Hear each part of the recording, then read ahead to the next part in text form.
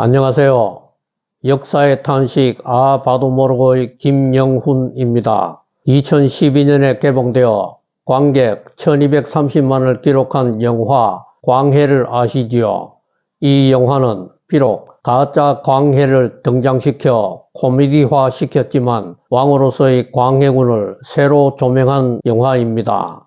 그래서 우리에게 폭군으로 널리 알려진 광해군에 대하여 새롭게 생각하는 계기를 만들었습니다. 그런데 이 영화는 광해군이 왕이 되기 전의 상황에 대해서는 전혀 언급하지 않고 있습니다. 광해군이 왕이 되기 전에 무슨 역할을 했으며 그가 어떤 스트레스를 겪었는지 궁금하지 않습니까? 오늘과 다음 주 2주 동안 광해군이 왕이 되기 전에 했던 역할과 그가 받은 스트레스에 대해 살핍니다. 조선의 14대 임금 선조는 자신의 왕위 적통성에 대해 늘 열등감이 있었기 때문에 자신의 아들에게만큼은 이런 문제가 발생하지 않아야 한다고 생각했습니다. 그래서 왕후가 낳은 대군에게 왕위를 물려주어야 한다는 생각을 늘 가지고 있었습니다. 조선은 정비인 왕후가 낳은 아들을 대군이라고 불렀고 후궁이 낳은 아들을 그냥 군으로 부르며 차별하였는데 왕위 계승권자 1순위는 대군 중에서도 첫 번째로 태어난 대군에게 있었습니다. 그런데 선조의 정비인 의인 왕후는 아들이 없었습니다. 그러나 선조가 가장 사랑했던 후궁인 공빈 김씨는 선조의 첫째 아들인 임해군과 둘째 아들인 광해군을 낳았습니다.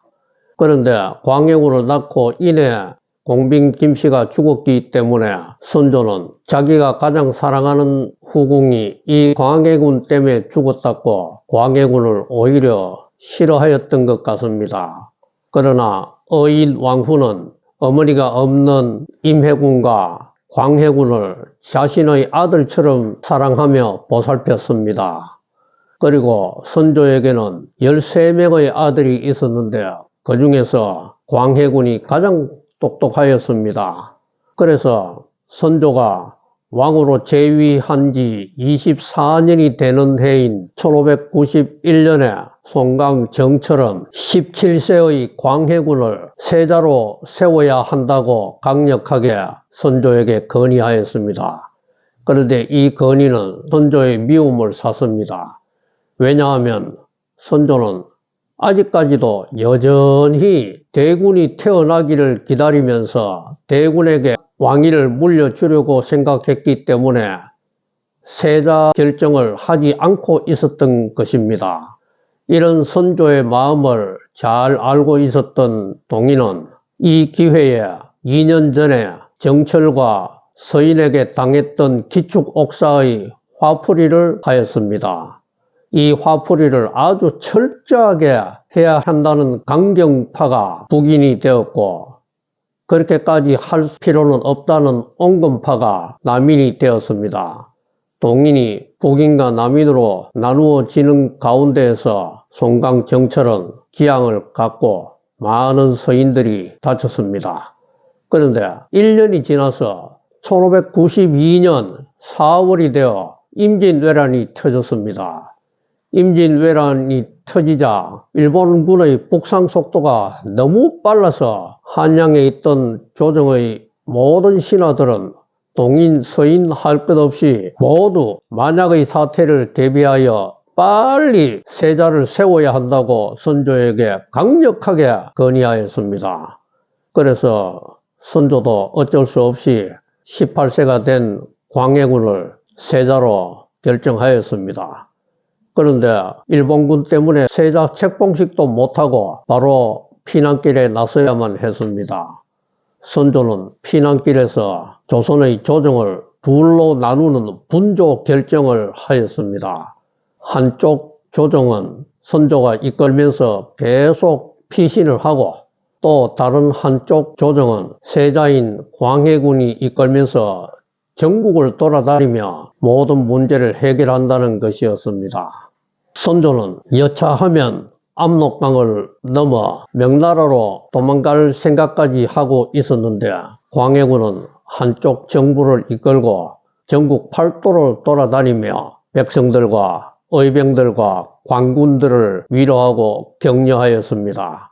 그리고 군량미 조달과 군량미 배분에 관한 여러 가지를 결정하였습니다. 또 전쟁으로 인해 수령이 달아난 지역에서는 새로운 수령을 임명하기도 했습니다. 그리고 왜군과의 전쟁에서 공을 세운 자에게는 노비라 할지라도 벼슬을 주며 그 공을 치하하였습니다. 그리고 광해군은 직접 백성들의 피폐한 삶을 눈으로 목격하였기 때문에 하루속히 왜군들이 이 땅에서 물러나 우리 백성들이 과거처럼 평화롭게 잘 살 수만 있다면 나는 죽어도 좋다는 말을 하면서 몸을 아끼지 않고 전국 팔도를 돌아다녔습니다. 이런 광해군은 의병들과 함께 들판에서 자기도 했습니다. 이렇게 몸을 아끼지 않았기 때문에 광해군은 큰 부상을 당해 죽을 고비를 맞이하기도 했습니다. 이때 의인 허준이 광해군을 잘 치료하여 다시 회복할 수가 있었습니다. 광해군이 이렇게 맹활약을 하고 있는 사이에 선조는 압록강 근처인 의주까지 도망을 갔다가 1년 만에 다시 한양으로 되돌아왔습니다. 그러나 광해군은 계속해서 전국 팔도를 돌아다녔습니다. 의병들끼리의 연대를 지시하고 또 의병과 관군 사이의 연대도 광해군이 지시를 하였고 또 각 지방마다 해결해야 할 현안 문제들을 광해군이 처리하느라고 너무도 바빴습니다. 선조에 대한 백성들의 인식은 너무도 싸늘했지만 이렇게 몸을 아끼지 않고 백성들을 돌보는 광해군에 대한 백성들의 신망은 매우 두터웠고 백성들은 광해군을 사랑하였습니다. 그래서 세자인 광해군 때문에 이 조선에 희망이 보인다는 말까지 나왔습니다. 그리고 광해군의 활동을 직접 목격하고 광해군과 함께 고생했던 의병장들은 후에 광해군이 왕이 되는 것을 도와주었고 또 광해군이 왕이 된 다음에는 그의 정책을 뒷받침하는 든든한 후원자가 되었습니다. 이렇게 맹활약을 하고 있던 광해군이 27개월 만에 드디어 한양으로 돌아왔습니다. 그런데 선조는 광해군과 떨어져 있으면서 광해군의 활동을 들을 때에는 너무도 기뻤고 좋게 생각했는데 막상 광해군이 한양으로 돌아와 함께 생활하게 되면서는 광해군에 대한 경계를 나타냈습니다. 왜냐하면 선조의 권위와 위신은 땅바닥에 떨어졌고 땅속에 파묻혀 붙는데 광해군에 대한 백성들의 민심은 너무도 높았기 때문에 선조가 이를 질투하며 광해군을 자신의 정적으로 보아 자신의 왕권을 위협하는 존재로 보았기 때문입니다. 그래서 선조는 아주 희한한 기발한 역발상을 하면서 이런 말을 했습니다. 내 왕위를 광해군에게 물려준다. 이런 선언을 한 것입니다. 물론 물려줄 마음이 조금도 없으면서 그냥 광해군과 신하들을 떠보기 위해서 슬쩍 한 말입니다. 그래서 광해군은 아바마마, 제가 잘못했습니다. 아바마마의 뜻을 거두어 주시옵소서라고 말하며 빌어야만 했습니다. 그리고 모든 신하들도 양위 선언 철회를 간곡히 호소하였습니다. 이런 식으로 선조는 자신의 왕권을 지키는데 몹시 신경이 곤두서 있었습니다. 그런데 이런 선조를 명나라 황제 만력제가 자극을 하였습니다. 만력제가 보낸 편지에는 선조의 잘못을 지적하면서 광해군의 공을 칭찬하고 또 아버지의 실패를 만회하라고 광해군에게 더욱 분발하라고 촉구하였습니다. 그리고 경상도와 전라도의 군권은 광해군이 행사하라고도 만력제는 말했습니다.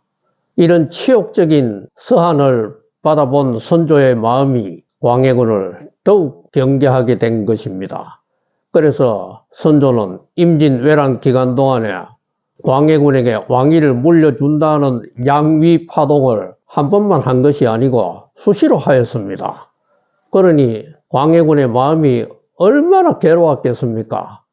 자신은 몸도 아끼지 않고 전국을 돌아다니며 백성들을 살핀 결과가 이렇게 나타났으니 참으로 너무 어처구니 없지 않습니까? 그런데 이상한 것은 명나라 황제가 그렇게 광해군을 칭찬하고서도 조선의 세자로 광해군을 책봉하는 것에 대한 인준은 계속 미루었다는 것입니다. 조선이 5번이나 인준 요청을 하였음에도 불구하고 명나라는 묵묵부답이었습니다. 광해군이 싫어서였을까요? 그게 아니었습니다. 광해군이 차자였기 때문이었습니다.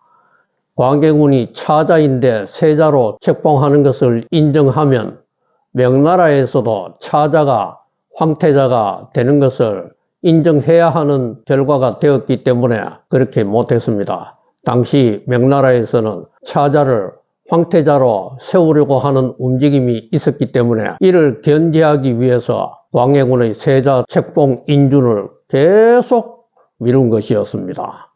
이러니 광해군의 마음이 얼마나 불안했겠습니까? 아버지로부터 받는 스트레스도 많았는데 또 약소국의 입장에서 섬기는 명나라로부터 이런 이중적인 위선적인 태도를 계속 보고 있으니 너무도 괴로웠을 것입니다. 그런데 선조는 명나라가 이렇게 이중적인 태도를 보이는 것을 보고 오히려 이를 기회로 광해군에 대한 견제를 더하게 되었습니다. 광해군을 세자로 책봉한 것은 전쟁이라는 아주 위급한 상황 하에서 어쩔 수 없이 임시로 한 것이라고 선조가 생각하게 된 것입니다. 선조가 이런 생각을 갖고 있으니 광해군이 얼마나 마음이 더 괴로웠겠습니까? 성경에는 사람의 원수가 집안 식구라는 말이 있습니다. 너무 딱 맞는 말이 아닙니까? 그런데 도대체 이 세상은 부모 자식 간에 원수가 되는 상황이 언제쯤이나 끝이 나겠습니까? 이럼에도 불구하고 이 세상은 효를 강요하며 또 효를 이용하여 자기의 이익을 챙기는 너무도 강교한 세태를 보여주고 있으니 이런 강교한 세태가 도대체 언제쯤이나 끝이 나겠습니까? 언제까지라는 신의 탄식이 들리는 듯 하지 않습니까? 다음 주 화요일에는 임진왜란 이후에 왕이 되기까지 광해군이 겪었던 스트레스에 대해 좀 더 깊이 살펴보도록 하겠습니다. 감사합니다. 하나님 복 많이 누리세요.